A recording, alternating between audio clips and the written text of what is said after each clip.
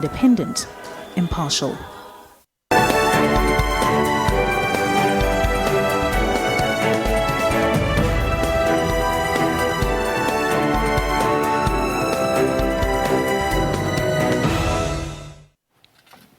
All right, welcome back. Let's get into our trending topics for this morning. And we'll start off with, there we go. All right, so we have got that one. EFF presser still sitting up at the top of the trending list this morning.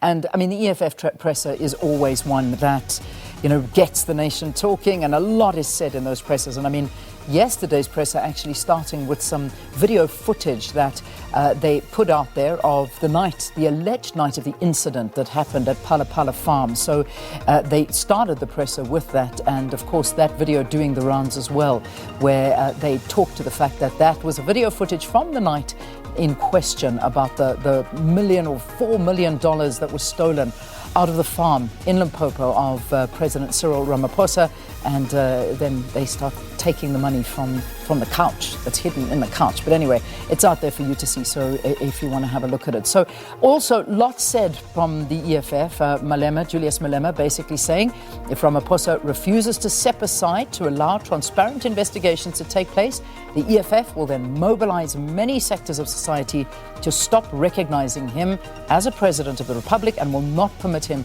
to perform any of his presidential functions. That's one of the threats that the Malema had come across and said there.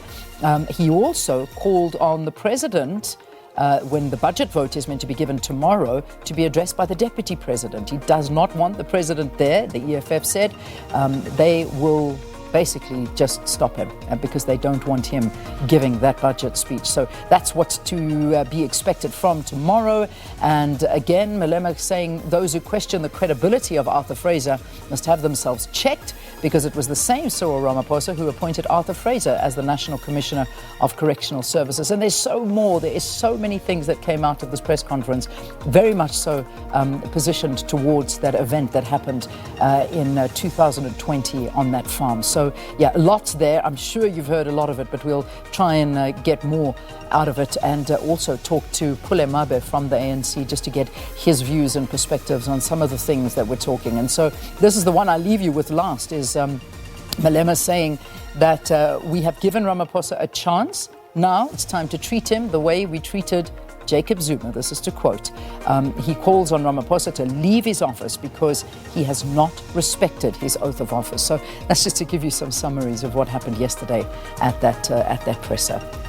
Senzo Meyiwa trial still continuing. Can you believe we're still on the first witness? I mean, it's still the first witness, and it just continues to be, I'm not sure. I don't know how to describe what's going on at the Senzo Meyiwa trial, but it just is something that really is not, it's not going as well as one would hope it's going, is it? I mean, it even had to stop yesterday with broken machines, and they're picking it up again today. You also heard the witness, the first witness who's still sitting there, Thabo Mosia, who's the sergeant. He was the forensic officer to first arrive on the scene. And then we hear yesterday that, in fact, he did not have the skills acquired when he actually attended the crime scene. So as he only attained his BTech degree in 2019, that was 5 years after the incident. So when he arrived there, he was not the correct person for the job to actually be there and doing the forensic scene there. He said he also found it strange that there were traces of blood in the lounge and not on the kitchen floor where Meyiwa is said to have been shot. So that is one of the other things. And then, as I said, it was postponed yesterday because there was a breakdown of the court's recording equipment. So they had to stop the trial, and hopefully it resumes again smoothly this morning. So again, we'll have Griselda Lewis. We'll cross to her at the High Court in Pretoria in the third hour of the show.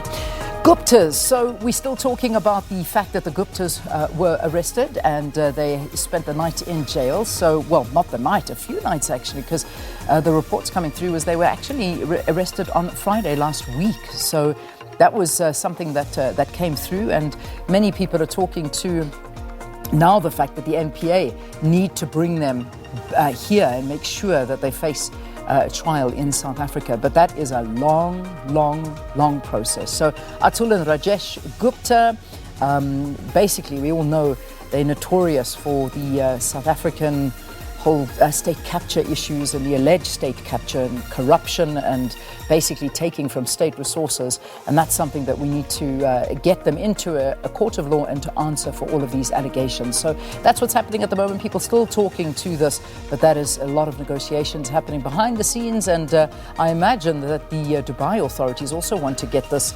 something behind them. I don't think they'd want to be known as those that are hiding fugitives, or if not, just allow them to get back and come and answer to some of these accusations. So we'll see what happens, but that's the story, and many people talking to the Guptas. And the Palapala farm incident still being spoken about. I think I covered it quite extensively in the EFF presser, but that is still something that is right up there, that robbery that happened at Palapala farm, and the president at the center of all of this. And now we need answers. We really do. I mean, there's just something that people need to actually just get the answers to, because I think the more the president speaks, the more questions come about. So this is something that we really need to hear a lot of details. Perhaps a press conference, that would be nice if we could actually ask the president some questions.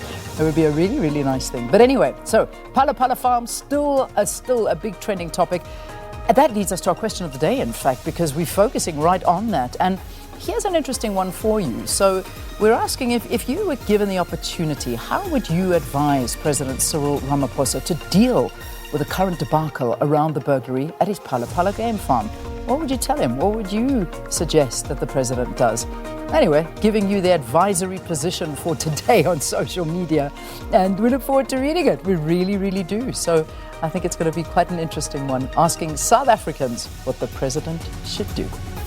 All right. There we go. That wraps up trending topics and the question of the day.